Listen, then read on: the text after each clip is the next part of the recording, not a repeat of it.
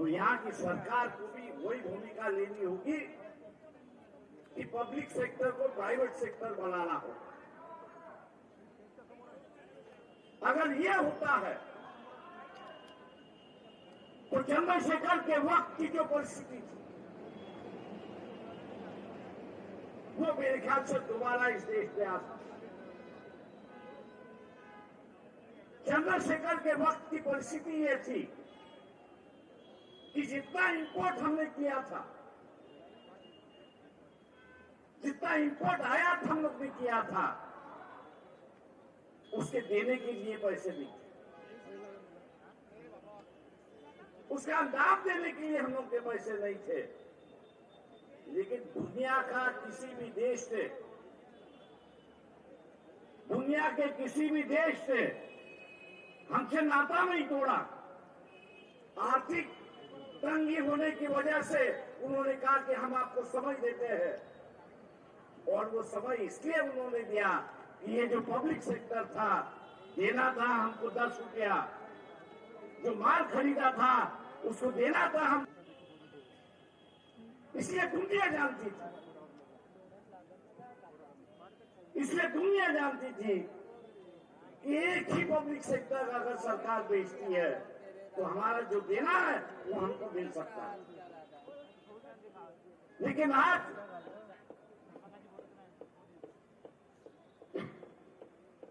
Public sector को private sector करने की मांग अमेरिका आज कर रहा है।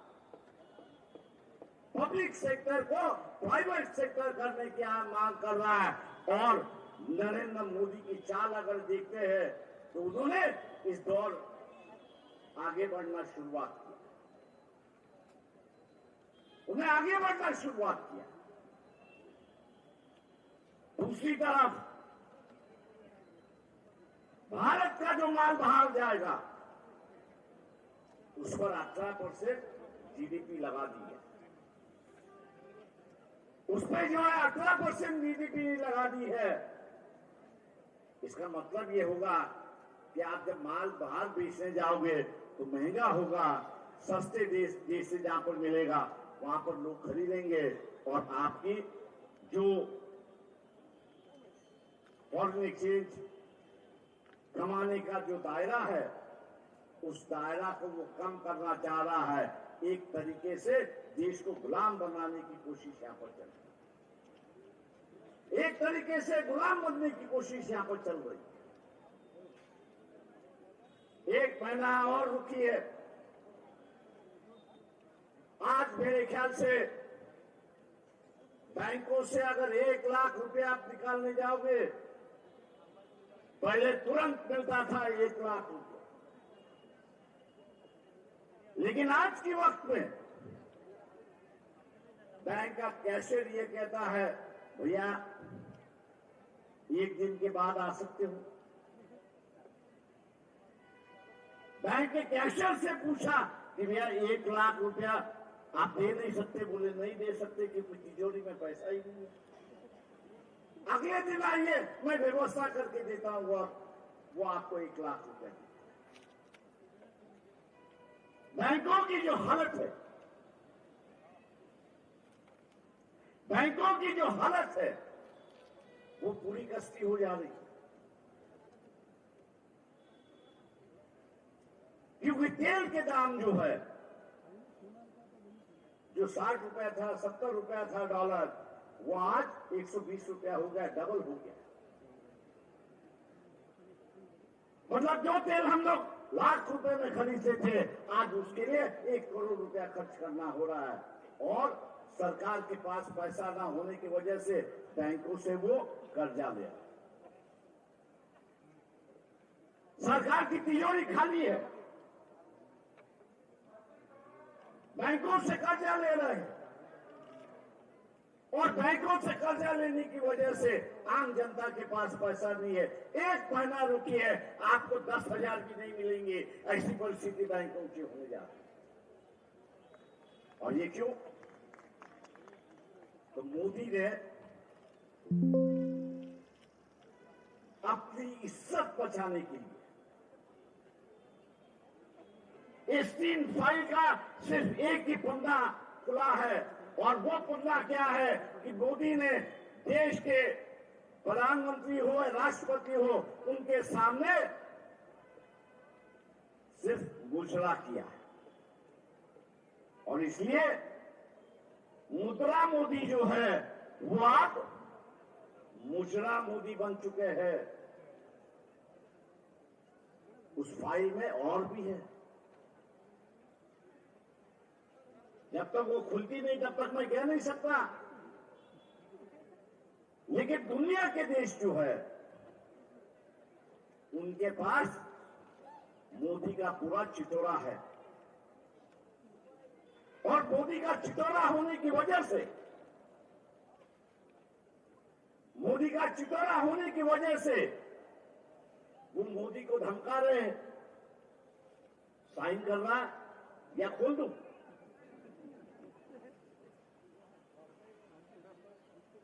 तो मान रहा या खोल दूं। और ये चुपचाप साइन करते जा रहे। मोहन भागवत जी, हम आपसे यही पूछना चाह रहे थे, तमाम राजनीतिक दल के नेता जो बैठे यहां पर, वो आपसे यही पूछना चाह रहे थे कि आप राष्ट्रभक्ति की बात करते हो, क्या ये मोदी की राष्ट्रभक्ति है कि देश का इंटरेस्ट बेचना है, देश को पूरी तरह से आर्थिक और सामाजिक दृष्टिकोण से, राजनीतिक दृष्टिकोण से गुलाम करना है, यही आपकी राष्ट्रभक्ति है? आज नागपुर में होते हुए भी सुबह सुबह आप दिल्ली,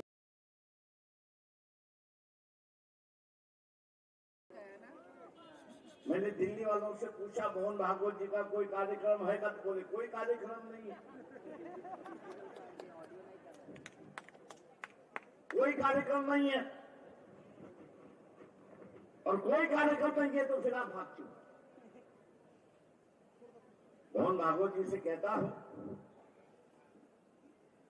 ये बंदर आपके हाथ से छूट गया, ये आपको भीख नहीं डाल रहा, आप अभी जम्मू में नहीं रहे, आपको दोबारा जम्बूरा बनना है तो आप हमारे साथ में जुड़ जाइए। मोदी को 2 दिन में कैद करके ला जाएंगे, उसमें कोई चिंता मत करो।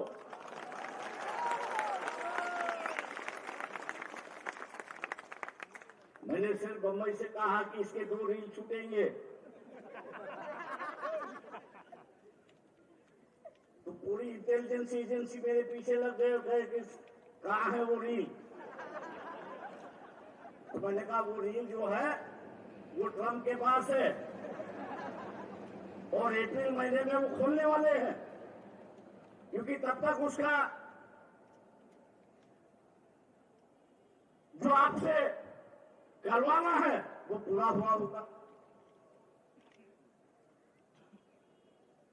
इसलिए मोहन भागवत से हम कह रहे हैं, अगर मोदी आपके कब्जे में नहीं आ रहा है तो खुले दिल से खुलेआम कहिए कि अब ये बेलगाम घोड़ा बन गया है, लोग उसको लगाम लगाने की उम्मीद में बैठे हुए हैं, आप उसकी चिंता न करें।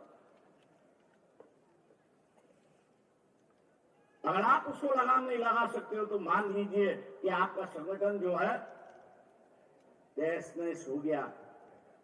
जिस दिन वो फाइल खुली,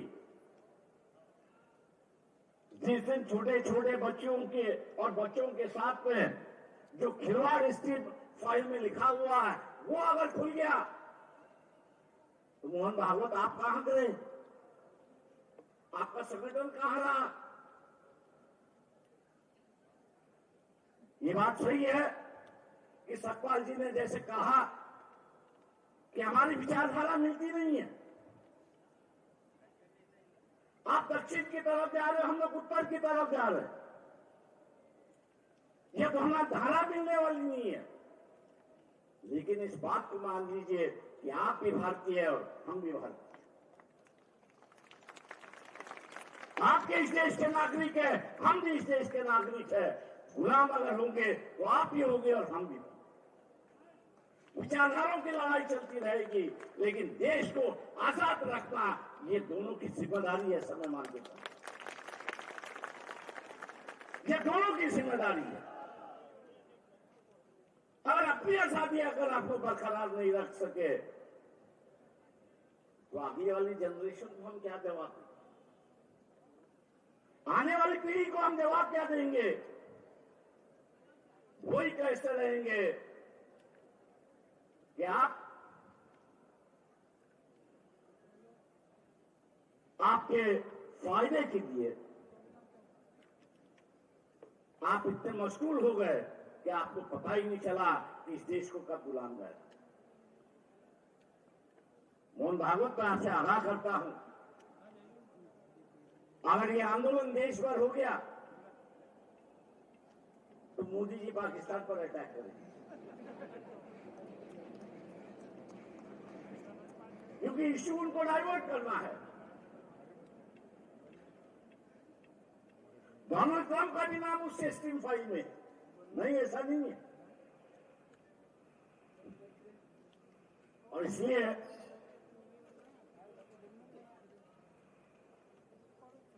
ईरान पर उन्होंने हमला,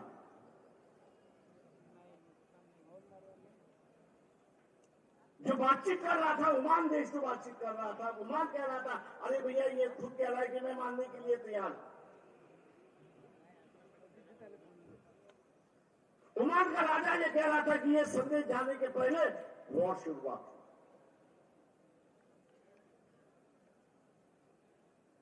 आज मैं पूछना चाहता हूं आप लोगों से कि जिस ईरान ने जम्मू और कश्मीर के मुद्दे पर इस्लामिक देशों के खिलाफ भूमिका ली और कहा कि कश्मीर ये भारत का अंग है और उसको हम लोग सपोर्ट करते हैं, आज यहां गैस की कमियां हुई, 2 जहाज ईरान ने भेज दिए ओमर से, और हमारा पंतप्रधान कह रहा है कि हम 2 जहाज लिया है। अरे भैया 2 नहीं 17 जहाज वहां पर फंसे हुए हैं। उस 17 जहाजों में करीब 40,000 भारतीय नागरिक उसमें फंसे हुए हैं। अगर इतनी ताकत है तेरे गांड में तो 17 के 17 लिया।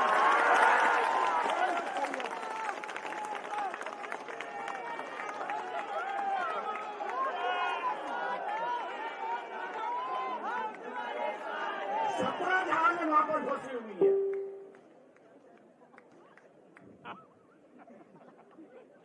भारत की 17 जहाजें वहां पर फंसी हुई है। अगर ताकत है तो उसका माहौल बना रहे हो, शायद सनातनवादों को आप लोग खुश करोगे, लेकिन दुनिया में आपकी हंसी हो, दुनिया में जो आपकी हंसी हो रही है। कनाडा जैसा छोटा देश, कनाडा जैसा छोटा देश, अपनी आधी भी लोक संख्या नहीं है, वो ट्रंप के धमकियों से नहीं डर रहा है। हालांकि उसको चैलेंज कर रहा है और कह रहा है कि मैं तेरी फैक्ट्री उठा के ले जा, अपने घर ले जा, तेरे बैंकों की सिस्टम जो है उसको बंद करवा दी। जब कनाडा जैसा देश कर सकता है तो मोदी जी आप किस बात से कर रहे हो? आप किस बात से कर रहे हो?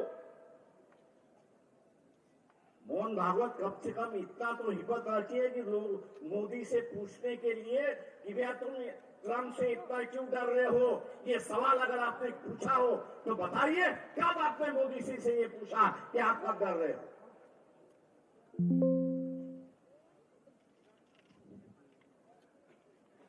आज सोशल मीडिया पे वही दोबारा बातें मोहन भागवत चल रही कि अंग्रेज से आप लड़े नहीं, अंग्रेज यहां रहे, ऐसा आपका रवैया रहा। आज देश दोबारा गुलाम हो रहा है। आज देश दोबारा गुलाम हो रहा है। आपने कभी प्रधानमंत्री जो है नरेंद्र मोदी, मुझे मोदी में उनसे कहता हूं, उनसे कभी पूछा कि भाई आप ट्रंप से क्यों डरते हो? कम से कम इतनी तो हिम्मत रखिए कि आपने जिसको प्रधानमंत्री बनाया है उसको इतनी पूछने की हिम्मत तो मोहन भागवत रखिए कि भैया तुम इससे क्यों डरते हो। अगर पूछने की हिम्मत नहीं है तो आप पब्लिक में बता दीजिए कि मुझमें कोई हिम्मत नहीं है, मैं पूछूंगा नहीं, फिर हम लोग देखें।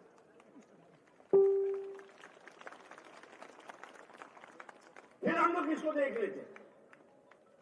आज हम लोग आपके पास इसलिए आए कि आपने इसको प्रधानमंत्री बनाया। और ये मोदी खुद कहता है कि मैं आरएसएस का सच्चा सिपाही हूं। और आज इस सिपाही की हरकतें देखी जाए तो उससे दुनिया में भारत का नाक कटवा है, ऐसी एक परिस्थिति है। भारत का नाक इन्होंने कटवाया है। और आप भी अगर आपको लगता है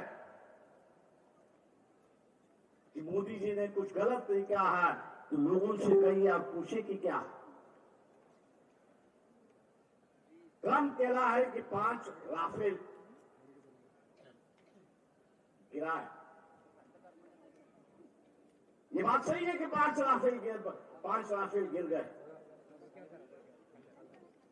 मोदी जी इसका जवाब दीजिए, मोहन भागवत इसका जवाब दीजिए, ये 5 में से कितने भारत के सीमा के अंदर गिरे और कितने पाकिस्तान के अंदर गिरे?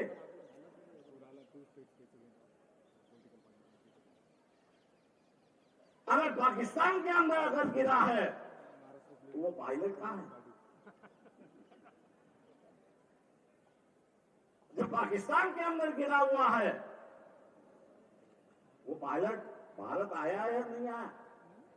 आप उसे ले आए या नहीं ले आए? मैं यहां तमाम सनातनवादियों से कहता हूं, ये अपनी लड़ाई तो चलती रहेगी। ना हम हटने वाले हो, ना आप हटने वाले, ना हम बदलने वाले हो, ना आप बदलने वाले। लेकिन कम से कम जो देश के लिए लड़ रहा है, कम से कम जो देश के लिए लड़ रहा है, उसकी हम लोग जान और माल की हिफाजत तो करें। उसकी जान और माल की हिफाजत पूछे। हम जैसे पूछ रहे हैं वैसे सनातनवादियों से मैं कह रहा हूं कि आप भी मोदी से पूछिए कि ये 5 राफेल जो गिरे वो कितने भारत में गिरे और कितने पाकिस्तान में गिरे। जो भारत में गिरे मैं मान के चलता हूं तो उनका कैप्टन और पायलट दोनों सेफ। लेकिन जो पाकिस्तान में गिरे उनका कैप्टन और उनका जो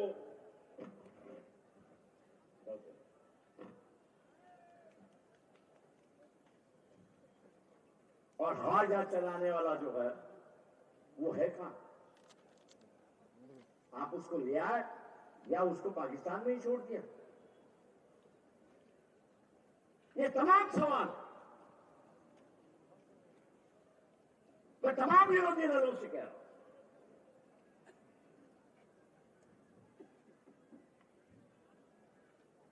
आरएसएस से और मोदी से डरने की कोई जरूरत नहीं है।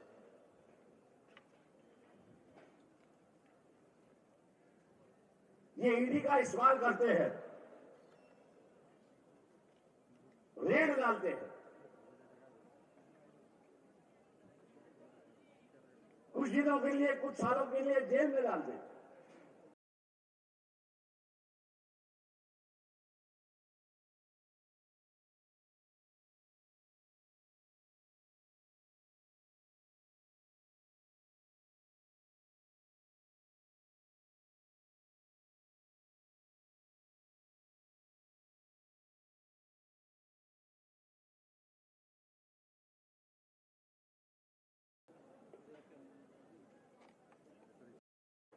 तो ये अधिकारी भी डरता है।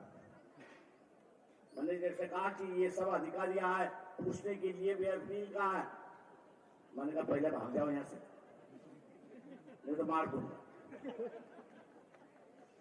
अगर पूछताछ करती है तो कोर्ट का मामला ले आएगी।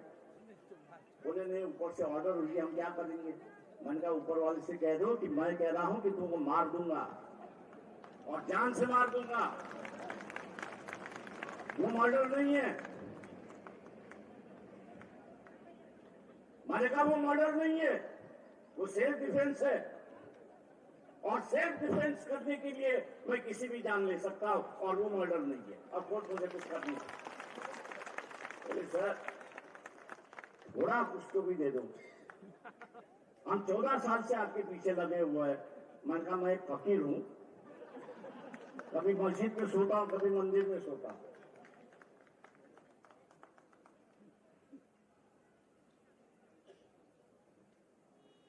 दादा ने बनाया हुआ मकान है, उसमें मैं रहता हूं, इसमें मेरी कोई प्रॉपर्टी नहीं है। मेरे पीछे मतलब ना मैंने 40 साल में किसी की चोरी की, ना किसी के साथ से रिश्वत की। बोले सबसे बड़ी बात तो यही है, आप रिश्वत लेना पहले शुरुआत करो तो हम आपको कैद कर सकते हैं। मन का रिश्वत नहीं लेते हुए भी आज मोदी को मैं चैलेंज कर सकता हूं कि भैया तेरी पोल खोल तो मैं करके रहूंगा ही, इतना याद रखना। मोदी आज सोएगा नहीं।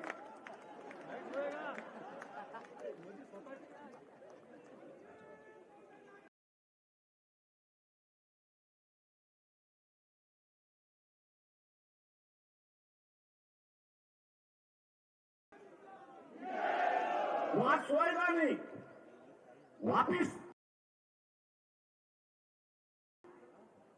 है जो मैंने ट्रम्प के पास रखे।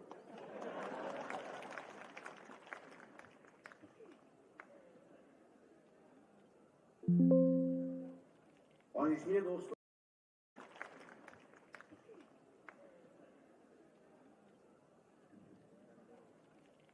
दोस्तों, ये मामला पार्टी का मामला नहीं, ये देश का मामला।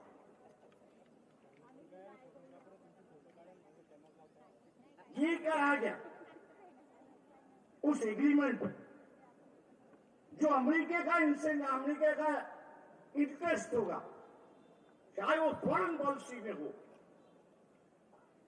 भारत की विदेश नीति भी अमेरिका की तरह होगी, और इसलिए जो यहां पर बताया गया कि ईरान आयतुल्लाह खुमैनी के शहादत के बाद दुनिया के हर देश को ऑबिचुरी की दुख जताया, लेकिन प्रधानमंत्री नरेंद्र मोदी 4 या 5 दिन के लिए दुख भी प्रकट नहीं कर सकते थे, कि उनके आका ने कहा था कि आपकी फॉरेन पॉलिसी जो है वो अमेरिका की फॉरेन पॉलिसी हुई। और ट्रंप ने आपने देखा होगा कि बड़े शोर गुजर के साथ कहा था कि हमने आयतुल्लाह खुमैनी को मार दिया। एक तरह का आनंद था। मैं पूछना चाहता हूं आप लोग, जिस ईरान ने 1950 से लेकर आज तक कश्मीर के सवालों को लेकर भारत के साथ में, इंदिरा गांधी के वक्त भी अमेरिका के साथ झगड़ा हुआ, और अमेरिका का ईरान के साथ भी झगड़ा हुआ। ईरान पर पाबंदी लगाई गई कि तेल ईरान से कोई खरीदेगा, लेकिन ईरान ने कहा कि हम तेल आपको बेचने के लिए तैयार है, हमको डॉलर की जरूरत है, आप हिंदुस्तानी रुपया में खरीद लीजिए, हम उसके लिए तैयार। मतलब दो देश हर मुसीबत, चाहे वो पाकिस्तान का युद्ध हो, भारत के साथ रहा हो, क्या हम लोग ने उनके साथ में वफादारी दोस्ती निभानी चाहिए, नहीं निभानी चाहिए? निभानी चाहिए, नहीं निभानी चाहिए? तो मैं आज आपसे पूछना चाहता हूं कि क्या आप लोग इस बात पर सहमत है कि इस जंग में हम लोग ईरान के साथ में हाथ सहकार्य दे? जो इस पक्ष के हैं, मैं उनसे अदा करता हूं कि अपना हाथ ऊपर करके हम ईरान के साथ में हैं। मोहन भागवत जी, आपकी दोस्ती इजराइल के साथ में होगी,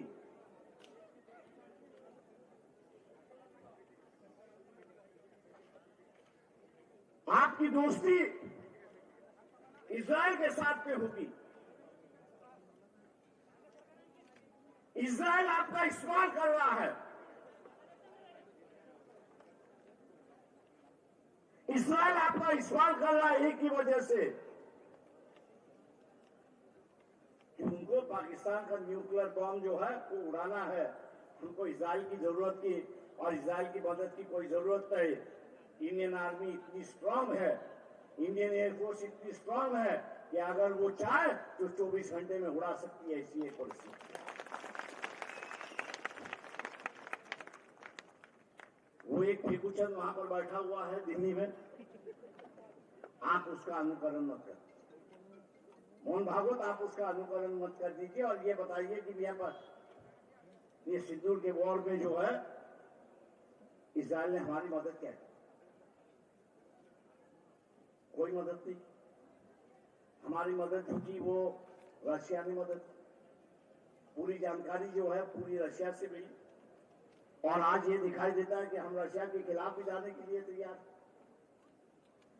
क्यों जाने के लिए तैयार है? उसकी वजह यह है कि अमेरिका और रशिया एक दूसरे के खिलाफ है इस वॉर में। हमारी स्वतंत्रता हम लोगों ने खो दी। जो इंडिपेंडेंट फॉरेन पॉलिसी हमारी होती, स्वतंत्रता जो है जो हम लोग ने खो दी है। मोहन भागवती, इस पर ध्यान दीजिए, वरना आपके कार्यकर्ताओं को लोग चुन चुन के पकड़ के पूछेंगे कि भैया ये तुमने क्यों किया। आप इसका ये अर्थ निकालोगे कि ये जो बैठे हुए हैं ये ब्राह्मणों के खिलाफ है। हम लोग किसी ब्राह्मण के खिलाफ नहीं। हम खिलाफ जो है वो सिर्फ आरएसएस के खिलाफ है, बाकी और किसी के खिलाफ नहीं। अगर हम खिलाफ किसके हैं तो आरएसएस के खिलाफ है। और इसलिए गैर प्रचार मत करिए। नहीं तो कल से ये गैर प्रचार शुरुआत होगा कि संविधान चौक पर जो बैठक हुई उससे पूरे ब्राह्मणों को गाली दिया।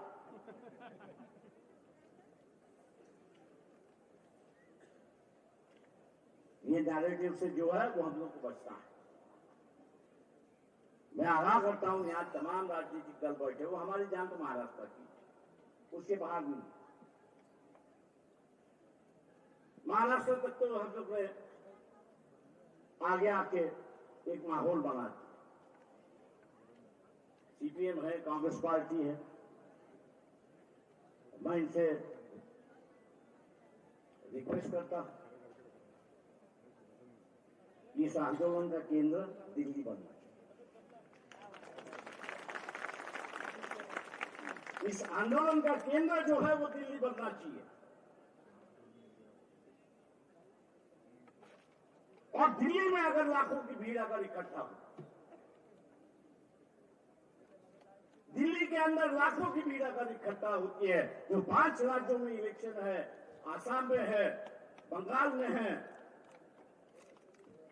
पुडुचेरी में है, तमिलनाडु में है, केरला में है, बीजेपी पूरी सफा हो जाएगी। बंगाल में पूरी सफा हो जाएगी। कि वहां उनको जवाब देना होगा कि ये भारत के खिलाफ का जो एग्रीमेंट है वो हमने आपको क्यों किया। आपकी भूमिका जो है इस देश को गुलाम बनाने की भूमिका है क्या, इसको जवाब उनको देना होगा।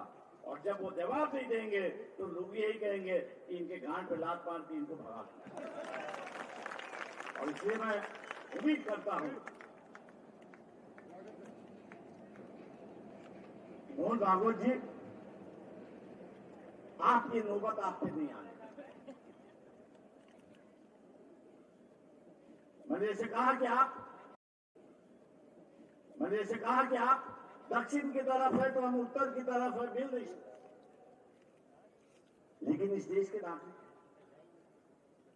इस देश की आजादी बरकरार रखना चाहिए, इस पर तो हम लोग एक साथ रह सकते हैं। और ये आजादी बरकरार रखने के लिए हम आपसे पूछना चाह रहे थे कि आप मोहन भागवत से क्यों डरते हो, आप अमित शाह से क्यों डरते हो। एक तो तड़ीपार है और दूसरा स्टील फाइल का शिकार है।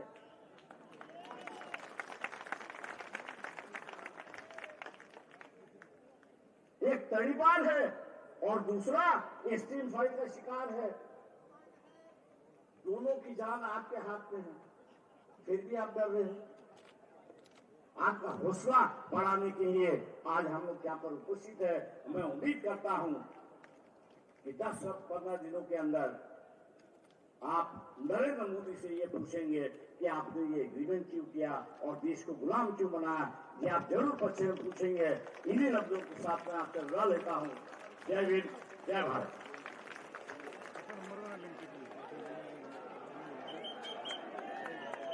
संविधान और तिरंगा ये दोनों जो है आरएसएस के कार्यालय में पहुंचाया जाए।